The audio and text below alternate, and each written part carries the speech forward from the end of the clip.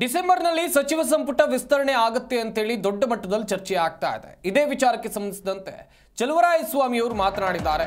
ಸಚಿವ ಸಂಪುಟ ಪುನರ್ರಚನೆ ಬಗ್ಗೆ ಹೈಕಮಾಂಡ್ ತೀರ್ಮಾನವನ್ನು ತೆಗೆದುಕೊಳ್ಳುತ್ತೆ. ಸಿಎಂ ಹೈಕಮಾಂಡ್ ತೀರ್ಮಾನಕ್ಕೆ ನಾನು ಬದ್ಧನಾಗಿರ್ತೀನಿ. ನವೆಂಬರ್ ಕ್ರಾಂತಿನೂ ಆಗಲ್ಲ, ಭ್ರಾಂತಿನೂ ಆಗಲ್ಲ ಅಂತ ಮಂಡ್ಯದಲ್ಲಿ ಸಚಿವರಾಗಿರುವಂತಹ ಚಲುವರಾಯಸ್ವಾಮಿ ಅವರು ಹೇಳಿಕೆಯನ್ನು ಕೊಟ್ಟಿದ್ದಾರೆ. ಸಿಎಂ ಹೈಕಮಾಂಡ್ ತೀರ್ಮಾನಕ್ಕೆ ನಾನು ಬದ್ಧನಾಗಿರ್ತೀನಿ. ಸಚಿವ ಸಂಪುಟ ವಿಸ್ತರಣೆ ವಿಚಾರವಾಗಿ ಚರ್ಚೆ ಆಗ್ತಾ ಇರೋದಂತೂ ನಿಜ.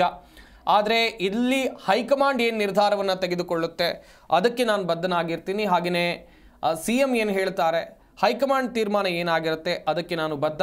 ನವೆಂಬರ್ ಕ್ರಾಂತಿನೂ ಆಗಲ್ಲ, ಭ್ರಾಂತಿನೂ ಆಗಲ್ಲ ಅಂತ ಮಂಡ್ಯದಲ್ಲಿ ಸಚಿವರಾಗಿರುವಂಥ ಚಲುವರಾಯಸ್ವಾಮಿ ಅವರು ಹೇಳಿದ್ದಾರೆ. ನಮ್ಮ ಸರ್ಕಾರ ಅದನ್ನೆಲ್ಲ ಕೂಲಂಕುಷವಾಗಿ ಸಮಗ್ರ ಮಾಹಿತಿ ತಗೊಂಡು ಹಿಂದೆ ಮುಂದೆ ಆಲೋಚನೆ ಮಾಡಿ ತೀರ್ಮಾನಕ್ಕೆ ಬರುತ್ತೆ. ಆ ಸರ್ಕಾರ ತೀರ್ಮಾನಕ್ಕೆ ನಾನು ಬದ್ಧನೇ ವಿನ ನಂದು ಅಭಿಪ್ರಾಯ ಬೇರೆ ಬರಲ್ಲ, ವೈಯಕ್ತಿಕ ಅಭಿಪ್ರಾಯ ಬರಲ್ಲ.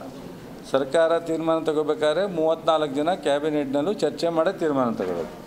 ಏಕಾಏಕಿ ಸಿದ್ದರಾಮಯ್ಯನವರು ಒಬ್ಬರೇ ತಗೊಳ್ಳಲ್ಲ, ಅಥವಾ DK ಒಬ್ಬರೇ ತಗೊಳ್ಳಲ್ಲ. ಪಕ್ಷದ ತೀರ್ಮಾನ ತಗೊಳ್ಳೋದಾದ್ರೆ ಪಕ್ಷದ ಬೇರೆ, ಸರ್ಕಾರದ ತೀರ್ಮಾನ ತಗೋಬೇಕಾದ್ರೆ ಸರ್ಕಾರದ ತೀರ್ಮಾನವೇ ಬೇರೆ. ಹಾಗಾಗಿ ಸರ್ಕಾರದ ತೀರ್ಮಾನ ತಗೋಬೇಕಾದ್ರೆ ನಾವು ಎಲ್ಲರೂ ಜೊತೆ ಇರ್ತೀವಿ. ಅದರಿಂದ ಆ ತೀರ್ಮಾನಕ್ಕೆ ಏನೇ ಮುಂದೆ ಸರ್ಕಾರ ಯಾವುದೇ ವಿಚಾರದಲ್ಲಿ ತೀರ್ಮಾನ ತಗೋಬೇಕಾದ್ರೂ ನಾನು ಒಬ್ಬ ಅದರಲ್ಲಿ ಬದ್ಧರಾಗಿ